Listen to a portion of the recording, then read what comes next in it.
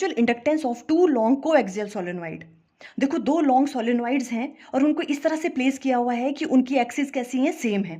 उनके बीच में आपको म्यूचुअल इंडक्टेंस की वैल्यू फाइंड आउट करनी है। देखो सबसे पहले हम प्राइमरी वाला सोलेनॉइड लेंगे, ग्रीन कलर वाला, और देखो जो ब्लैक वाला है वो सेकेंडरी सोलेनॉइड हम ले लेंगे।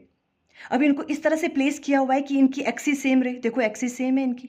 अब इनके बीच में हमें म्यूचुअल इंडक्टेंस की वैल्यू फाइंड आउट करनी है। देखो हम करेंगे क्या, जो प्राइमरी वाला सोलेनॉइड है ग्रीन वाला, वहां से हम करंट फ्लो करवाएंगे और उस करंट की वैल्यू को चेंज करेंगे।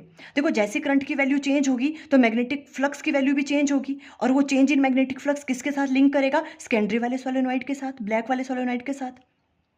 और ड्यू टू म्यूचुअल इंडक्शन उसमें ईएमएफ इंड्यूस्ड हो जाएगी। तो अब आपको म्यूचुअल इंडक्टेंस की वैल्यू फाइंड आउट करनी है। देखो आपको पता है फाई टू किसके बराबर होता है, एम इंटू आई वन, और एम की वैल्यू क्या आ जाएगी म्यूचुअल इंडक्टेंस की, phi two divided by I one. अब आपको फाई टू की वैल्यू फाइंड आउट करनी है। सेकेंडरी वाले सोलेनॉइड के साथ कितना मैग्नेटिक फ्लक्स लिंक कर रहा है, वो किसके बराबर होगा, जो प्राइमरी वाला सोलेनॉइड है वो कितनी मैग्नेटिक फील्ड प्रोड्यूस कर रहा है, B one dot A two. और देखो B one A two cos of theta, theta क्या होगा, बी वन और ए टू के बीच में एंगल। देखो ग्रीन वाला जो सोलेनॉइड है वो जो मैग्नेटिक फील्ड प्रोड्यूस करता है वो किस तरफ को होता है, उस अलोंग इट्स एक्सिस।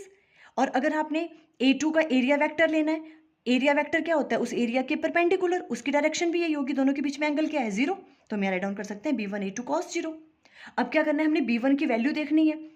हमें पता है magnetic field inside a solenoid, उसको निकालने का फॉर्मूला क्या होता है, म्यू नॉट एन आई। यहाँ B1 है तो mu naught N1 and I1 हम राइट डाउन करेंगे, और A2 की जगह पाई R2 स्क्वायर ले लेंगे हम। अब देखो ये वाली जो वैल्यू है, ये तो अगर आपको फाइंड आउट करना है किसके लिए, फुल पूरा जितना भी आपके पास सेकेंडरी सोलेनॉइड है उसमें नंबर ऑफ टर्न्स कितनी ली हुई थी हमने, N2। तो टोटल फ्लक्स की वैल्यू क्या आ जाएगी, इस वाले फ्लक्स को हम मल्टीप्लाई कर देंगे N2 के साथ। और हमें पता है देखो स्मॉल N2 क्या होता है, number of turns per unit length. तो यहाँ से N2 की वैल्यू आ जाएगी कैपिटल N2 की small n into small N2। ये वाली वैल्यू यहाँ पुट करेंगे और फ्लक्स की वैल्यू ही आ जाएगी। बस अब इजी है, अब ये वाली वैल्यू आपने फर्स्ट वाले में पुट करनी है, तो म्यूचुअल इंडक्टेंस की वैल्यू ये वाली आ जाएगी आपके पास। अगर आपको कैपिटल N1 और N2 के फॉर्म में राइट डाउन करना है तो ये वाली वैल्यू आएगी म्यूचुअल इंडक्टेंस की।